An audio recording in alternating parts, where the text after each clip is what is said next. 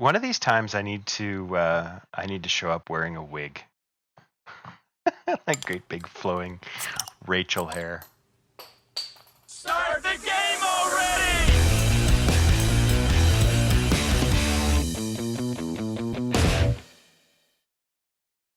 Yes, you do. Yeah. Yes, I do. I mean, it will confuse, our listener. I mean, it will really show up well, I think, in the audio file, like people who listen to us through the podcast, like the Yeah. audio only. The wig will be like just a great thing for them, I think. Send us an email if you want to see me in a wig. I'll go find one. Well, what are you drinking? Okay, so tonight it's complicated because I bought that bottle of vodka last time. Tonight, I don't know if we actually, because we lost last week. We should probably say that there was some stuff. Yeah, but I bought a bottle of vodka that was recommended to me by the young lady at the liquor store, and I had forgotten I don't like vodka. So I'm making kind of like a brown cow sort of a thing. I have chocolate flavor syrup, from our local dollar store. I have my grandfather's shot glass. This, by the way, is not an ounce. It's not 2 ounces. It's not 3 ounces. My grandfather was a wonderful man, but he liked his liquor. It is enough ounces. It is. It is a unit of measure. It is. I'm actually drinking something similar tonight. I'm back into the Black Russians, so not nice vodka, just shitty Absolute. Well, I have Tag number 5, which honestly is not bad. It's just I don't like vodka. So you're into the Black Russian. So I guess next week is the intervention episode. Well, either that or we do it mid this week. Yeah, sure. So we had our first meetup since we started the podcast. Attendance was fairly low. The joke is it was just us. Cheers. Cheers.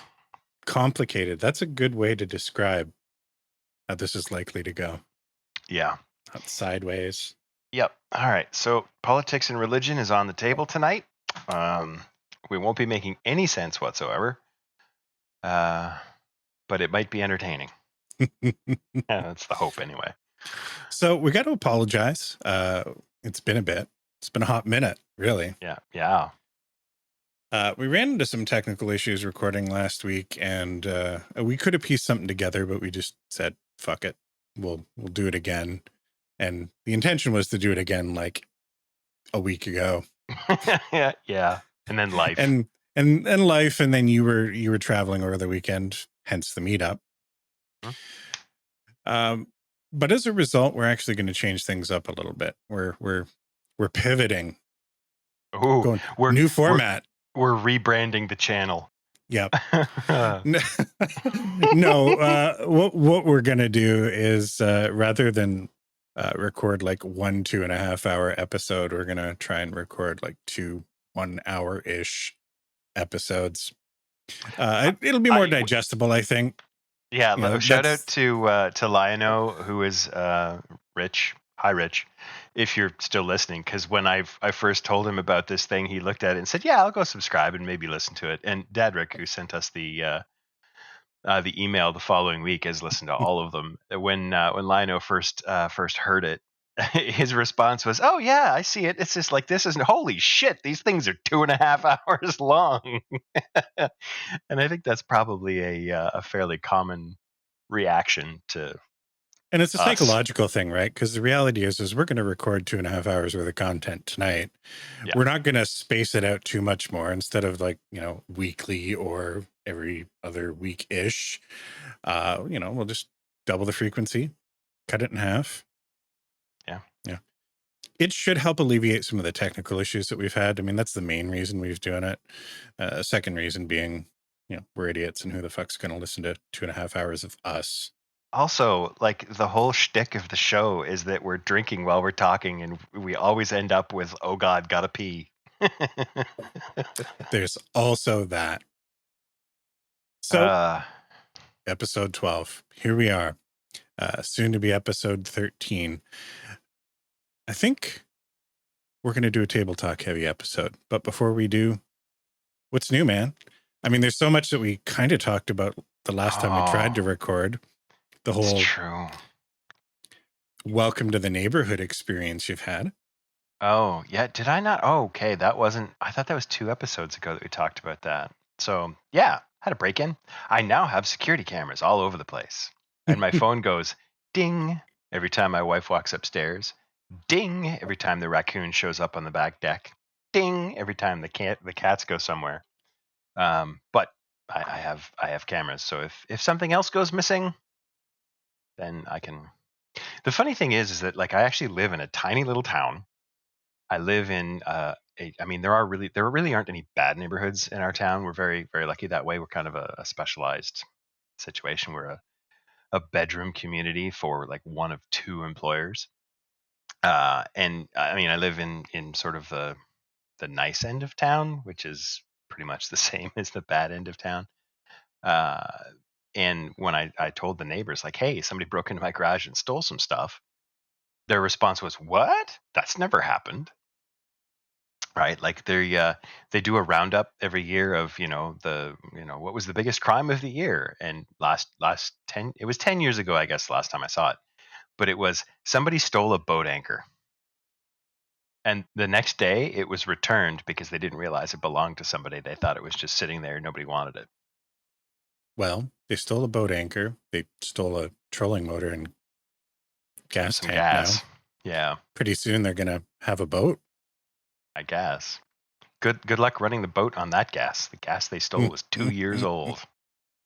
So did you just sort of do your security system yourself, your cameras, or did you have somebody come in and do it? No, I ordered some Wise cameras because they were the only ones I could find that are able to operate without a subscription. I'm sure there's others, but those are the ones I found, and they were reasonably cheap. I mean, we spent $500, which is not cheap, but for peace of mind, it's pretty good. And I have like a couple in the front, a couple in the back, a couple inside in various places where people aren't going to spot them if they happen to get past the other ones. Yeah, and we now actually have locking garage doors, because the other thing is that our back garage, we have 2 garage doors. Our garage is kind of a drive-through, and the front one had a garage door opener on it. Nobody's getting in there. The back one had nothing, no locks. It just opened, and they just opened it up, crawled underneath, stole my stuff, and left. So now I have a garage door opener on both the front and the back, so nobody's getting in there. Yeah. So that's how my first week in the neighborhood went after moving. As you can see behind me, I still have boxes and things. This is going to be one of the last rooms to get fully unpacked, because everything that I need is right here. Yeah. Kitchen first. Tools. Everything else can wait forever. We're never moving out of this house, so can wait forever. So what's new with you, man? I'm at that stage in my life where nothing is ever new. There will eventually be new aches and pains. Oh, there's new aches and pains. Never get old. For those of you listening, if you're not old yet, just don't do it. Yep. Another reason we didn't record over the weekend is I kind of put my back out. And I would love to say that I did it doing something stupid or doing something manly. It's like bench pressing a Buick or moving furniture even, or, helping a buddy, lift his car out of the ditch or whatever. I was getting out of my car and I sneezed, and now I'm paralyzed from the waist down. Yeah, no, I was walking. Now, admittedly, it's not quite that bad. I was walking down a set of stairs. Now, that may paint a mental image of, me missing a step or something and, thunk, thunk, thunk, or whatever, awkwardly twisting. No, I got like 3rd or 4th step from the bottom, just put my foot down, and I heard and felt the pop. And my legs buckled, and I mean, I was able to catch myself. Like, I didn't actually fall. I olded and broke. I was watching a Russell Howard thing today, And he was talking about how like the difference between men and women. He's like, women are so strong. Like you bleed from your bits like once a month, and you're just like, man, whatever. I've seen the commercials. You're out roller skating and skydiving or whatever. It's like if it was men who got periods once a month, they'd be sitting on the couch just going, "Oh, it's broken." Yeah. So I was hobbled up for a couple of days. It's happened before, and it's actually less embarrassing this time around because the last time it's happened, I was sitting when it happened. Like for the first time in a long time with good posture, which was probably the problem. Oh yeah. And just toot, pop. Oh, Jesus. And that's what it's like. Like it literally feels like I don't know if I have a mildly degenerated disc or something. I mean, I'm not exactly in shape. There's a million reasons I'm sure why this could happen, but it's like I just feel something just go yoink. I'm over here now. Yeah. Deal with it. Yeah, I know how that is. I have a disc in my back that I got an x-ray of when I was in my early 20s where the doctor's like, yeah, see this here? See where it's all gray? That's supposed to be white. That's supposed to be bone. Eventually Yeah. it'll just be gone. And then what? Probably surgery. Yeah.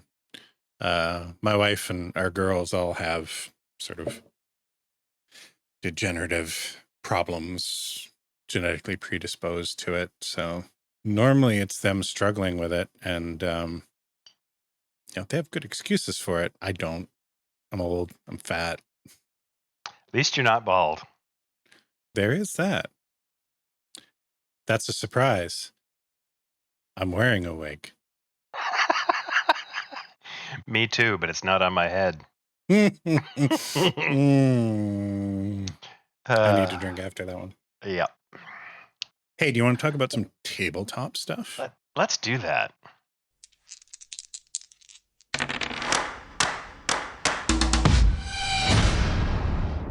Hey, it's Table Talk. It's part of the show where we talk about all things tabletop, D&D related.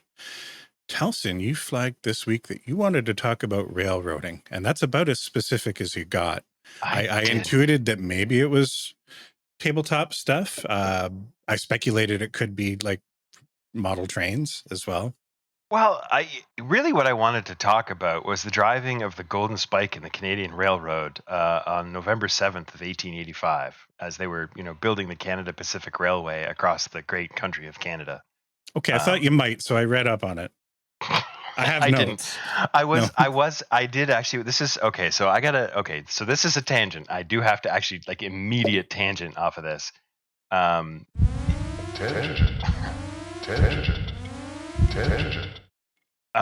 So I was thinking about I want to make everybody aware that all of the organization for this show, like the technical stuff, the background things, the editing, the actual script that happens is all Shane. I throw vague ideas at him throughout the week, and he makes some kind of something for show notes so that we can figure out what we're talking about and whatnot. So kudos for that. Vegas doing a lot of heavy lifting there. Well, it's true, but it is something, right? And to that end, I wanted to actually, having said that, I think it was yesterday, the day before, that I threw out the idea that I wanted to talk about railroading. But I had planned on going and doing some research and writing a bunch of stuff and having a bunch of things where I would just throw in here's a fact about trains. Okay. So for the second tangent before you get into it. Okay.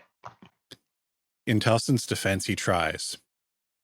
I'm probably going to post some shorts from the episode that we kind of half captured where I had this idea where we were going to talk about video games over the decades in the past and pick out some ones that are important. And my instructions were pretty explicit. Here's the time ranges and let's pick out one game each. One game each that was important to us. It didn't have to be a great game. It didn't have to be, a game that was obscure. Just this is a game that had personal meaning to me because we've talked about Jumpman Jr. before. Sort of along those lines, but just working our way through the 70s and 80s, kind of up till I think we ended at 2000 and 2015 or something like that. 9, yeah, something like that. Telson decided he was going to do some research, and by research, I imagine that he pulled up Wikipedia and just pulled up like video games by year. Yep. And then with his quill and ink, started transcribing names of video games. You were. You give me too much credit. It was a clay tablet.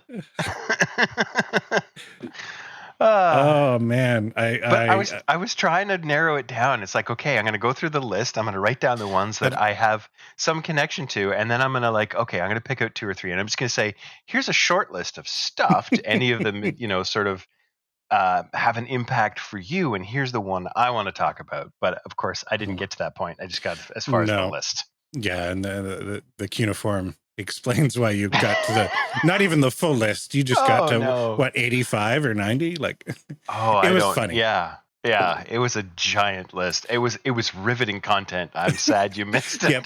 Yeah, he was basically reading Wikipedia for us. And while I think there's an audience for that. I've actually thought about that in the past, like some sort of like ASMR, just kind of like go down the rabbit hole of Wikipedia and just start reading. Get somebody with a nice voice to do it. Last week wasn't it, so no. It's a good thing that the podcast gods struck us down and broke our recording midway through, because I'm pretty sure the Riverside admins were listening to us live and were like, nope, this isn't going out into the wild. Not with our logo on it. Hey, thanks, Riverside. You did us a solid. Yep. Okay. So anyway, it's not that you don't prep. Sometimes you over prep by accident. Yeah. Here's the thing is that I started making a list, and as I'm making the list, I'm like, oh, right. There's a thing about Markdown. What is Markdown? I'm going to go look that up and see if maybe I can make this list in Markdown. So how does this relate to XML? I wonder if I should is there CSS? What kind of like background stack of software do I need in order to make this work? Oh, list of video games. The best part of it, though, was like we started 70 to 79. Then we did 80 to 84. I think we finished 85 to 89 before it really dawned on you that like you were reading this, and I was like, oh, hey, this is the first video game I ever played, and it sucked, and it was a big owl. It gave me nightmares. But let's move on to the next one. Yeah, that was I did. As I was reading through it, I'm like, this was probably the wrong way to approach this. Oh, but you stuck to the bit, because you're just like, nope, I got 5 more I need to list. I interject. I'm trying to move us along, and you're like, no. There were in my defense, everything on the list was something that was important to me for some reason, but it was usually just like a sort of a one, like, here's a game that was in the cabinet of my arcade, the very first arcade that I went to, right? Or something of that nature. Or here's one that I didn't even remember until I saw it on the list, and it was a really cool game, and I enjoyed it a lot. There was one from Commodore 64. This is a giant tangent now. There was one for the Commodore 64, Who Framed Roger Rabbit, which had like 3 levels. Like, it was the worst game you can imagine, and I played it for hours because it was one of those like kind of hard games that had just enough hook that you wanted to finish it, but it was so hard you had to go over and over and over again. Did it have model trains in it? I think there was actually a level that was on a train.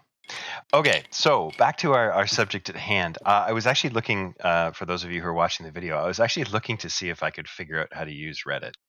Because I do have, I thought I had a saved thread. The reason that I wanted to bring this up, because I wanted to give credit to the person who made the post, but I don't know how to use Reddit because it's new and newfangled, and I don't know, whatever. All right. So for our listener that doesn't play tabletop games, what's railroading? Let's start there. All right. So railroading is basically putting the story on rails. You don't have, if you think about a story like You think about choose your own adventure or that kind of thing where, okay, you get to a point, there's a decision point, or a video game or whatever. There's a decision point. You can either go left or right. When the tabletop game is being railroaded, either there's an illusion that you can go left and right, or there is no left and right. And the really what I wanted to talk about with railroading is that sometimes it's okay, but bad railroading is you don't get to make a choice. You're not playing the game. You are participating in the DM telling you a story. Occasionally you get to roll some dice, but the outcome doesn't matter because this is where the train is going. And I have like my sort of, I don't know, story input or whatever to the subject of railroading is that there was somebody who made a post on Reddit, and I thought, hey, this is actually kind of true, because they were talking about how they had set up an adventure and they had done like all of this stuff that they wanted the players to sort of interact with, but the players didn't pick up on any of the clues. So they went somewhere completely different, and now it's like, oh well, I'm improvising off the cuff, which is sometimes okay, but sometimes it doesn't, like, it just doesn't feel right. Like, you know, the DM did prep, but this feels off. And sometimes as DMs, we feel like, well, we have to give the players agency. We have to let them go where they want.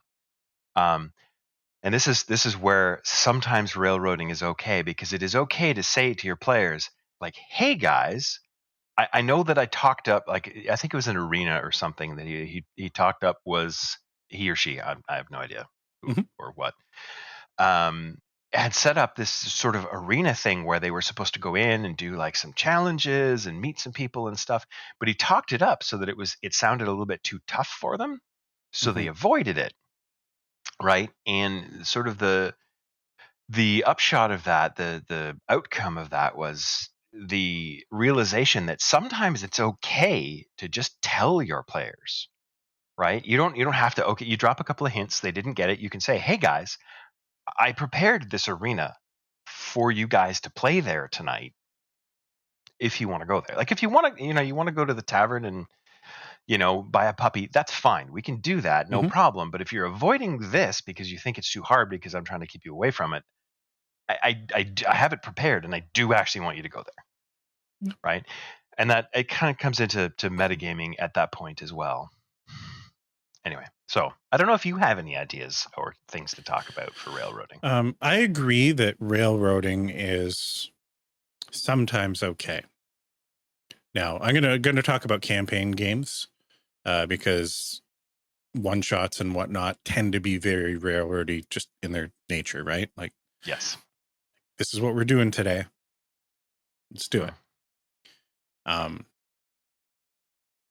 There's a social contract between players and the game master, and I don't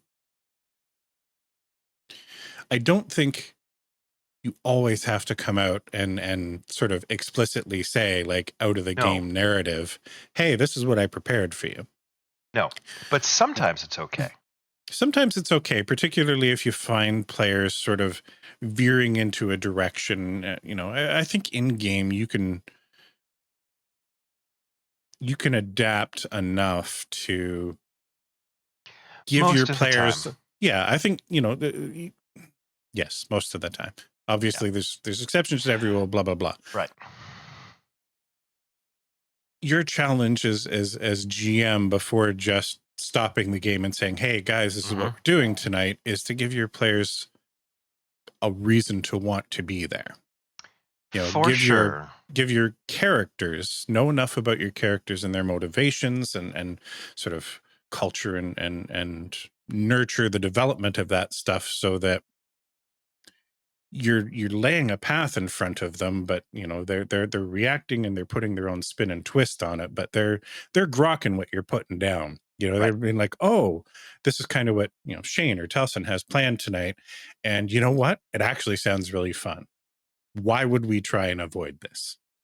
Right. And this is kind of what because what you're talking about is the ideal situation. I think that railroading, a lot of things, especially because as nerds, we tend to have a very binary outlook on things, right? Either it's awesome or it sucks. And the truth is, there's a lot of room for nuance in between those two Oh, extremes. absolutely. Right. And what you're talking about is kind of the ideal situation where the DM kind of knows his characters and his players, his or her, their players. Mhm. The players know the DM. You've dropped enough hints that they have a few sort of story hooks that they can go, we can do this, or we can do that, or we can do Mhm. this, or here's this other thing that I have an idea about that I've been talking about for 3 weeks, and I hope the DM has picked up on that and prepared for it. Mhm. What I'm talking about is when it's, oops, I done effed up. I gave them hints. They're not following them. I've given them, or worst case scenario is I've given them some information that is actually exactly the opposite of what I was intending them to pick up from it. Mhm.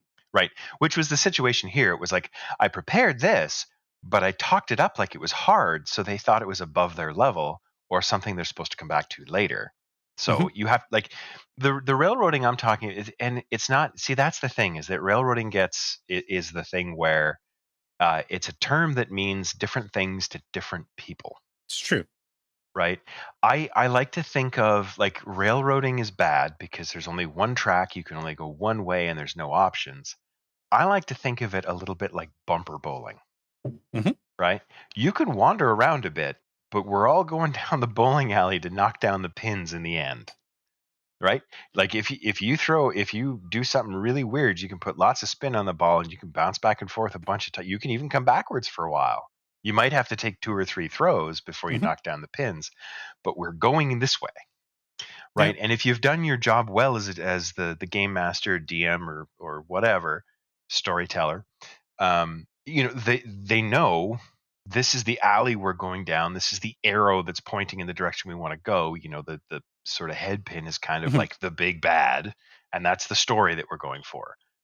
But if you've done it wrong, then there's a potential for the players to throw the ball into the reception area. Mhm. That's when you kind of have to go, okay, whoa, stop the game for a minute. Yeah. I've given you the wrong idea. We can go do this, but I just want you to know that I haven't prepped it, so it's going to be improv. Yep. Now, and there's an important distinction to make because I think our definition here of railroading, what we're talking about, is a lot softer than what I think most people assume when they Yes, hear the word, which right, is dungeon master taking away player agency. right, which is bad. So, No doubt fundamentally that's bad. speaking, there's a difference between the DM recognizing, oh, hey, these guys aren't picking up the breadcrumbs that I've put down, or shit, I screwed up and Yes, I've got them going down the wrong rabbit hole and I need to yes, pull them back. right, That's one thing. Another thing is very much, oh no, these players know exactly what I've put in front of them and they're just not interested in doing it at all. right. And forcing them into that situation, That doesn't work. doesn't work. It's a difference between, um, I don't know, your typical sort of D&D situation. You got players that are in an inn. They're starting off a campaign and they really don't have a lot of breadcrumbs at this point. It's session 1 or session 2. They're starting in your inn, and some people are talking and they're kind of engaging with it as a social adventure, and you're dropping hints. You got people having conversations about, there's some bandits out on the roads that are doing something. There's And a wanted poster on the pillar in the yeah, middle of the room. Yeah, you know and if they're just in the middle of enjoying their social encounter and they're like, yeah, we'll get to that later, let them run. Let yes, them do it. They'll get to it yes, eventually. right, They're not going anywhere. You've got them contained in a sort of situation where you can improvise around it. yes. If they're just like, what, fuck this inn, fuck this town, fuck this city, we're leaving. That's when you have that conversation where it's like, okay, guys. We need to decide what we're doing, and Yeah. and that yeah, that's the thing. Is it's I like no matter how much you want to make the entire game a sandbox, right? Every good campaign module dungeon session that I've been a part of has been on track. Like it's been on a set Hmm. of tracks, right? You might come to a switch yard where you might get onto a different Hmm. track, but and there might be parallel tracks, right? You might have a bunch of different things, but there's a direction and there's what's the word I'm looking for? There's a vector that you're traveling down as a narrative, and that's okay. That's good. That makes for fun times where everybody knows, even if there's some mystery, you know kind of what you're trying to do. Yep. Right? You may not have all the answers, you may not have the solution to all the puzzles. You know that there's going to be challenges ahead of you, but you know, I'm trying to get to wherever. Right? Yeah. Like at the beginning of any movie, at the beginning of any book, one of the very first things that happens is that you get introduced to what is the actual goal here. Mhm. Right? And I mean, I've been a part of some campaigns where there really isn't one, right? Or the goal is very nebulous, so you pick up things as you go along, right? And sometimes that's good and sometimes it's not. It depends on the group. This is where, like the conversation has to happen between, DM and players. But Mhm. the overall thing that I wanted to say is that the idea of being on rails is not necessarily bad. It's No. when you're on rails and you're being pushed down the rails, that's bad. Now, going back to my situation, like, you got people hanging out in an inn and you're dropping these clues about some bandits that really need to be dealt with. Like, my next step there would be, okay, well, if they're not coming out of the inn to confront Bring the the adventure bandits, to them. I'm going to bring the bandits to them. They kick in the door, Yes. they start getting mouthy with some of the patrons, or, rough up the innkeeper or something. Yep. You could call that railroading if you want, but I would call that healthy railroading. Mm-hmm. What would be unhealthy railroading is then forcing them into an immediate combat encounter they don't really want to participate in. Give them the opportunity to react to that situation as a group how they'd like. Hey, do Right. we want to Maybe they talk to run. these bandits? Maybe they run. Yeah, absolutely. Maybe they go and get the sheriff. Absolutely. Those are all options. To just have the bandits kick down the door and then you say, okay, roll initiative. Because maybe you as DM had this one particular thing planned. Like, ooh, I've got this really shady NPC character that I've fallen in love with, and I'm gonna force them upon these players. Yeah. Save me from the NPCs that you're in love with. I actually did that in the Hub adventure. I don't know if you remember the two characters who showed up. They were definitely Deus Ex Machina, Mm-hmm. the fox and the raven that showed up in that one encounter with the cowboys. You remember that? Yeah. So, I mean, if it didn't stick out like a sore thumb, then I did the job right, because they were characters that I wanted to introduce and then bring back later. Mm-hmm. And that's fine. Yeah. You didn't come to the session and be like, okay, these two NPCs walk up to you and like, that's all we're doing now. Yeah. You're like, hey, here's a nugget, so that like, I in an ideal situation, I would bring these people in eventually. I really like them. You're trying to, hey, don't lose sight of the fact that the dungeon master is a player as well. Yes. Also important. The guideposts that we have for how we play the game are different, but we're here to have fun too. We're here to contribute to what should be a group storytelling activity. Yep. So, while players are going to create characters with backstory and stuff that they love, the way a DM gets to express themselves is try and drop some of that into the game as well, without spoon feeding, like force feeding it down, to players. And that's fine. That's Dungeons and Dragons. It's the game. Or, other tabletop role-playing setup here. Oh, a setup. Yeah. So, shifting gears segue. a little bit. Yes. Yeah.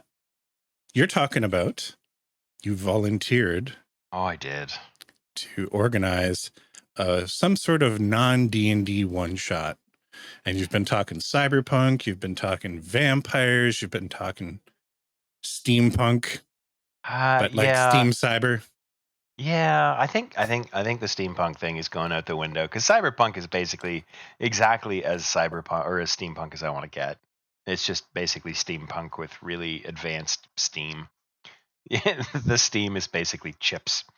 Yeah, so I don't know what the system is going to be. It's going to be super super simple, whatever it is. probably something that we make up, which is a segue into the next little bit of thing that we're going to talk about, I think. But I want to do something in a cyberpunky type of world. I would like to add a flavor of vampire in there. I don't particularly want to use either system. I think they have a little too much overhead, especially for doing a one shot with people who've never played them before. Now, realistically, this is probably going to be a 3 or 4 shot, right?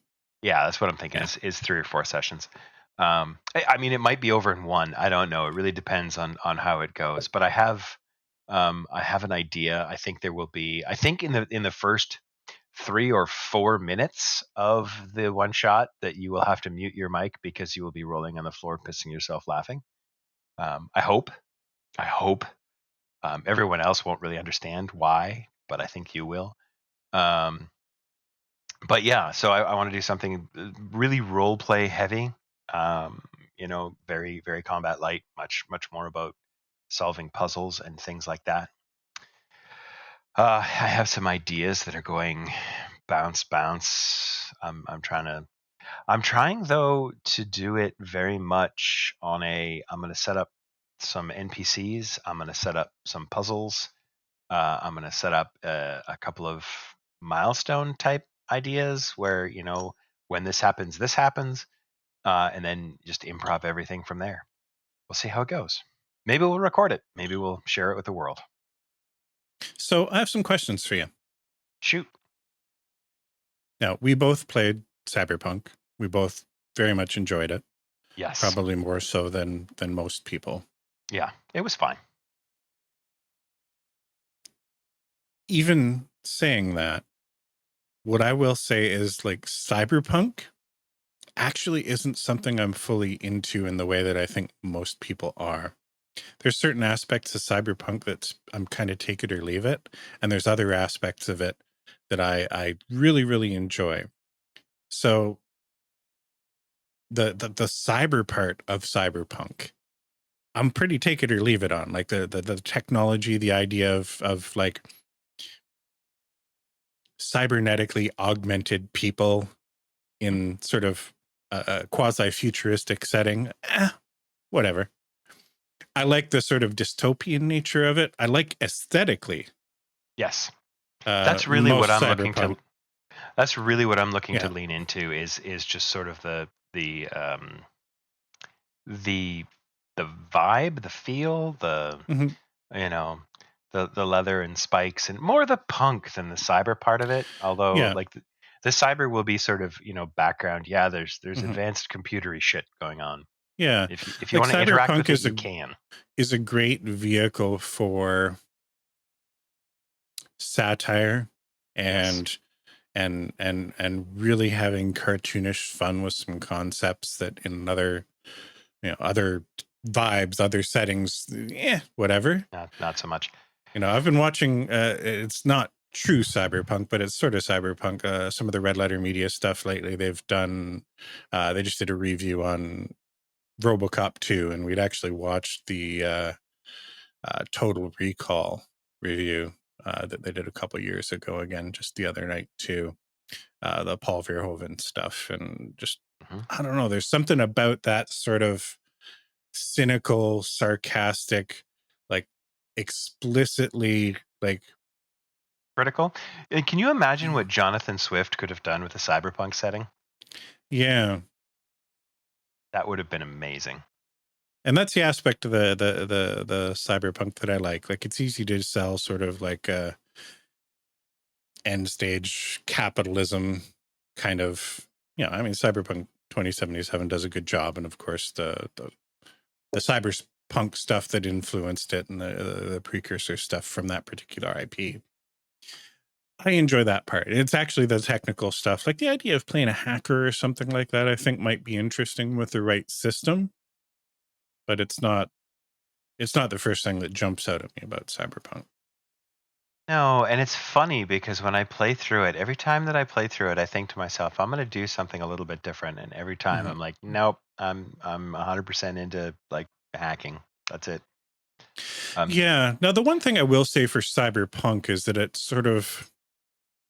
it replaces the aspect of fantasy that makes fantasy something other than just sort of reality, right? Like, if you were to just play elves and dwarves and human in a system that didn't involve magic, you just, what are you playing at that point? You're taking some of the interesting aspects of fantasy, and what Cyberpunk does is it replaces that magic with something else, but still allows you to have sort of fantastical situations. It just dawned on me that what I actually want to do, I think, is it called Shadowrun? Yeah, that's actually, I'm sort of mishmashing things together, and I'm like, this is pretty much just Shadowrun. I haven't actually played Shadowrun. Neither have I, but it's basically elves and dwarves in post-apocalyptic Earth, like real world, and the borders have all shifted, and there's elves and dwarves and magic now. But I think the system's a little bit complicated, maybe for like a 1 or 3 shot. But I'm not even interested in systems. Like, the system is going to be, roll d6s, done. It's going to be that simple. I dig it. That's my idea. When are we playing? Well, I have buy-in from almost the whole group. I haven't heard from Ian. So Ian, if you're listening, write in. We're going to do it online. You can phone in from anywhere. So probably, Cindy has the Ameliasburg Fair, which is the 3rd week in September, I think. So we can't do it that weekend, and I'd kind of like to do it before that. Might be able to do it in 2 weeks. It's going to be very simple. I think we're probably actually just going to roll real life dice and just, we'll tell each other what the numbers are. And carry on from there. I'm going to try and do something with, because we talked about this. We talked about this yesterday at the first official Nerding Into the Influence meetup, where I want to try and get away from virtual tabletops being too detailed. Because that's a rabbit hole that I fall down as a DM, where like I don't prepare because I spend so much time looking for the perfect map. And we don't need the perfect map, right? I kind of want to do something with a reduced set, if that makes sense. Like, how like most movies have, like, okay, here's a terrible reference. I want to do something a little bit like The Room, where there's a limited number of places to go. So rather than, here's the world, here are some clues, where do you want to go? It's like, here's the place where you are. And it's basically like a dungeon type of whatever, right? But here's the thing. And there's the stakes are higher than what's actually happening here. But this is where you are, and this is what you can interact with. Right. And that's what makes it kind of a one shot. Like, if it was going to be a campaign, it's like, okay, this is the launching point, and then the larger stakes are kind of everywhere. Yeah. So that's kind of my thought. I like the idea of busting out of D&D for a while. That's not a criticism at D&D. I love D&D. I will always play D&D. It's nice to do different for a change. Yeah. Yeah. Particularly if it's simple. Yes. If it feels like homework, by the time I get to play, I'm a little bit less invested.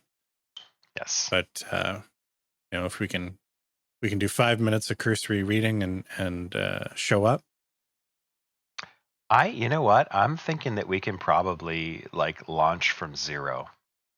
I think session 0 will be session 1. It will be. I might reach out to people a little bit beforehand about character concepts. You did that with that just sort of random whiteboard style game you did, where I played Ellie, the goat, the anthropomorphic sex fiend goat. Yeah, I'd like to do something a little bit more serious than that. I mean, the tone is a little darker as well. No, but you basically, you said like I think you had some basic stats where it was like, you got a D4, D6, and a D8. You apply it to like 3 things, however you want to apply them. Give me your name and like a 1-line description. Yep. And the character concepts that I'm looking for again are going to be something similar to that. Probably it's probably like 3 or 4 sentences this time rather than just one. But not much more. I dig it. Yeah. So hopefully we'll have something to share with the world. If not actual play, then a summary or a synopsis of some kind. So we've hinted at it before. We've hinted at it again today. We've been toying around with the idea and done some prototyping of our own. I don't want to say rules light, but I will say lean TTRPG systems. And we're at the point, at least I am, I can't speak for you, but I'm at the point where I want to start like not taking them seriously, but like exploring them. You know, I've kind of had mine on the back burner for a little while, and I wouldn't mind showing it off a little bit. It's shit. So they're all going to be shit, but you know, it's the exercise of I did this because I wanted to prove that I could. I didn't want to prove that I could do it well. I just wanted to prove that I could do it. And it also solves some problems for me. When I want to spin up a quick game of something and it's like, well, do we want to learn a new light system every time we, you know, try a different setting or a different aesthetic or a different vibe? And that's kind of the problem I wanted to solve. Now, talking about these systems probably isn't something that lends itself well to podcast format. No. You know, we do air our podcasts with video and our ugly mugs on YouTube. If you're interested in following us with exploring these tabletop systems, they're going to be an ongoing thing. We may even do some play tests.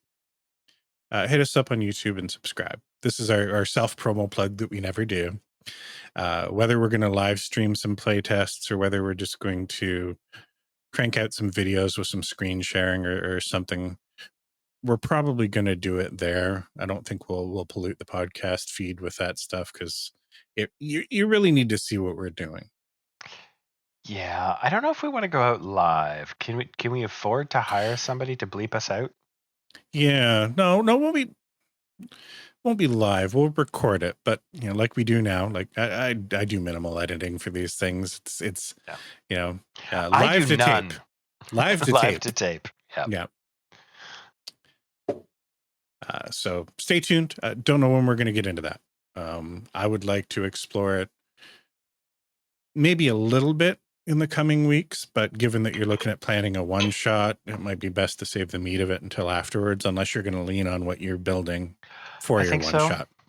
I think so. I think it makes sense to because I need to do something like really, really lean. And like I say, I like my idea is to lean into role play as much as possible. Have someone describe what they're doing, and rather than rolling dice to see if they succeed, the strength of your description sort of goes into your success, which doesn't work for everybody. And we've talked about this a bit too. Like some people really like the idea of rolling dice because role playing is uncomfortable, and that's fine. Not every system is for every person, but I'd like to make it simple enough that if you wanted to, you know, just play, and we don't have to like buy books and learn rules. Like here's a 1-page description and like 3 things that you have to know, and you need the dice out of your Monopoly game.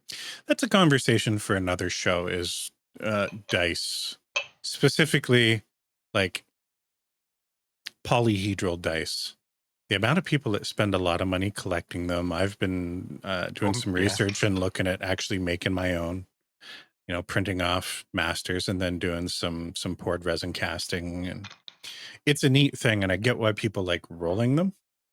You know, I don't think it's a mutually exclusive thing to role playing, but I think that's one of the questions I asked myself when it came to looking at my system is like, hey, do I want to do away with like D20 die? You know, does this need to be a D20 system? And I'm like, people love their nerd rocks. And if I can give them an excuse to roll them, I think that's a win. That's where I kind of sided on it. So, but that does not preclude role playing and and whatnot. I've actually, that's something I've done with my Tuesday group a little bit more, is when they try to do something specifically in the sort of charisma and performance aspect, you have to have players that are comfortable with this. You got to ease your way into it.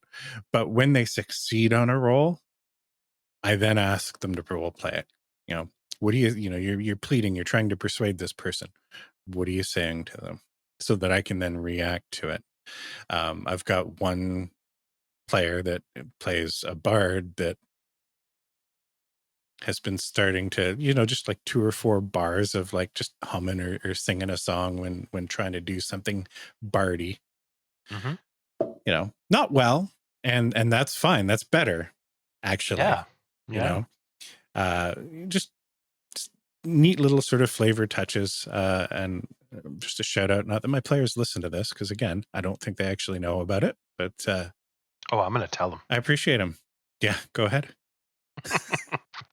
I had a the first time that I ran Curse of Strahd, there was a new player, and I told the group that I wanted there to be a bard in the group, and a new player volunteered to be the bard, and she was really great at it. She downloaded music clips, right? And as we were walking along, she would just like randomly, play out a music clip.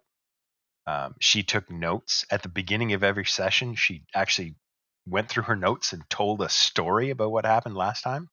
It was really great. That is great. Two things. I didn't know you ran Curse of Strahd before you ran it with our group. I didn't get very far. And funny enough, in our group, a new player played the bard as well. Yeah. Rip Dulcimer. Yeah. Poor Dulcimer. Speaking of my wife, we do have a sort of tabletop flavored pod bag.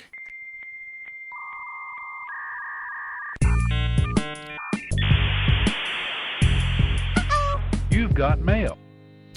Now, we just finished actually addressing this in our last attempt at recording before things went very, very sideways. So we're going to do it again. My beautiful wife, Tanya, asks, you both have been very involved in playing Dungeons and Dragons. Have either of you ever thought about LARPing? And what would that look like? I mean, you kick things off talking about wearing a wig. That's true. I did. Yeah. Well, a merkin specifically. Yeah. So I have never really considered LARPing. I did do something similar in college. We played a game called Diplomacy, which is sort of similar-ish. It's like role playing with no rules and no dice. It's literally just you're assigned a country, and like you play the ambassador of the country. You're assigned a country and a goal that nobody else knows what it is, and you have to just talk to everybody else in the room. It's more of a social type of interaction game. It's very difficult for an introvert to do. It was really, really hard. I was not good at it. We did have a player in our EverQuest guild that I think he played Dungeons and Dragons every third Sunday, and every time that he came back, we accused him of LARPing. So hello, Arthur, if you're out there. I don't think he was actually LARPing. I think he was actually playing D&D. Arthur was a really cool guy. It's just, for some reason, he was always the guy that we always sort of, just piled on and made fun of. Sometimes it got out of hand. So, also, sorry, Arthur. It happens. Yeah. So what about you? Have you ever thrown a tennis ball and yelled lightning bolt? I've seen the video. No. The idea intrigues me. Now, to me, like, I group a few things together when I think of LARPing. I think of cosplay. I think of like reenactment stuff and like Ren Fair type stuff. And let's be honest, I don't have a cosplay body. Nobody wants to see me in anything. Unless it's that type of thing. You're the juggernaut, bitch. Right? Yeah. So I don't know that I'm the fit. But there are actually aspects of it that I found like gateway sort of interests into. I've really in the past 2 or 3 years just grown super interested in like smithing and forging and like I don't like knives and I'm not a violent person. I don't hunt. But the idea of blade making and tool making and is Crafting. yeah, but like the old school maker stuff, like I could see myself eventually getting to the point where like I have a little home forge, when I buy a house and maybe have some space, and maybe I start getting involved in producing like proper or sort of recreation type stuff for people that are maybe a little bit more involved in LARPing and Ren Fair stuff or even reenactment stuff. And would I show up at one of these events with a leather apron on? Maybe I would. It's great cosplay. Yeah. You could cosplay as the butcher from Diablo.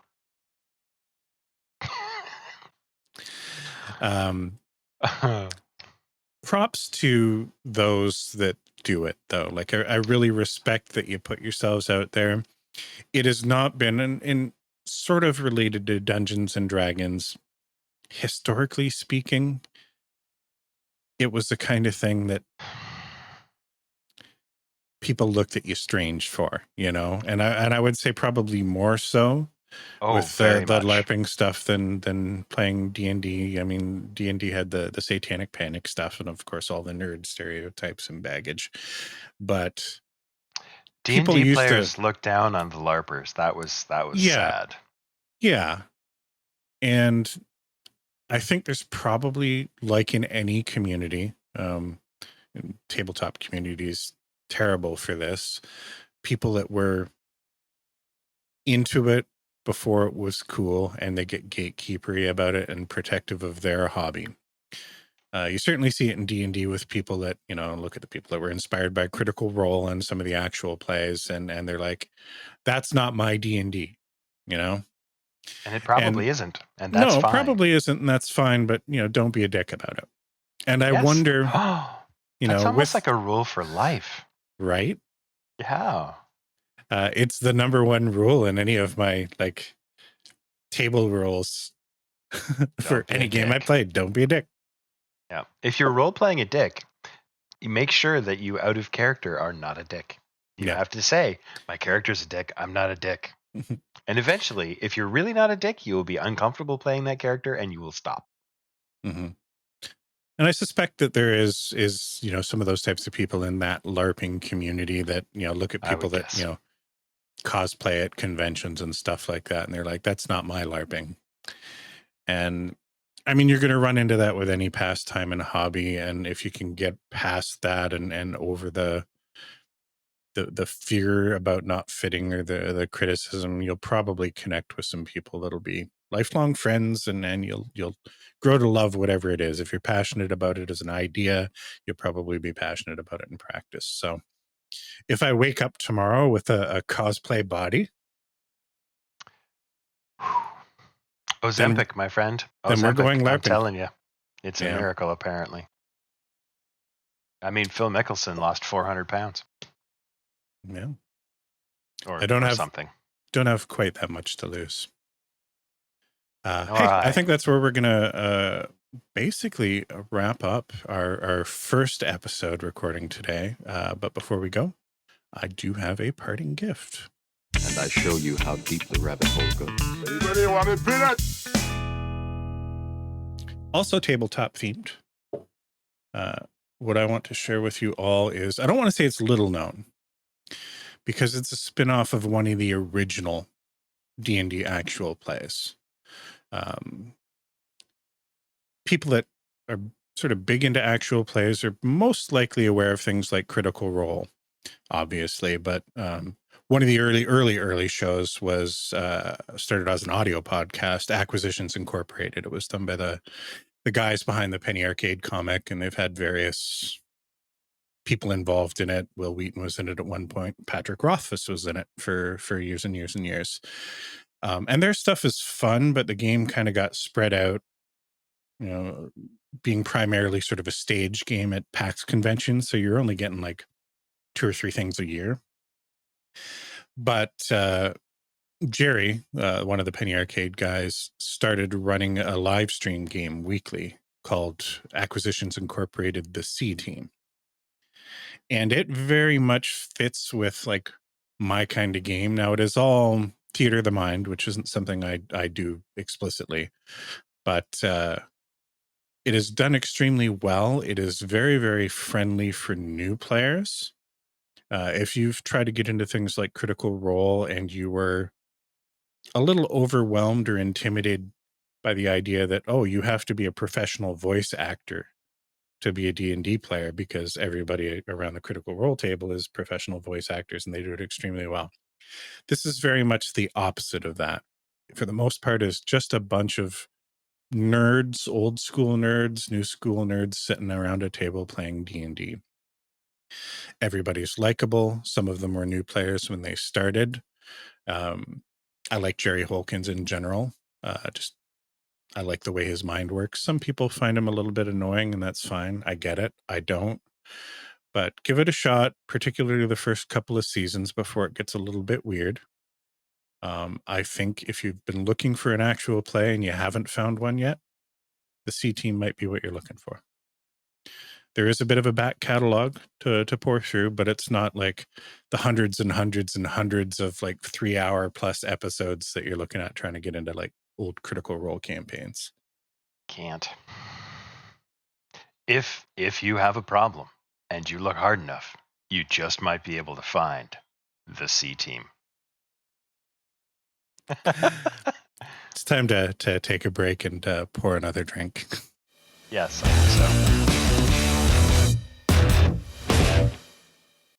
Do we need to do some O faces for thumbnails? I think like that's a thing.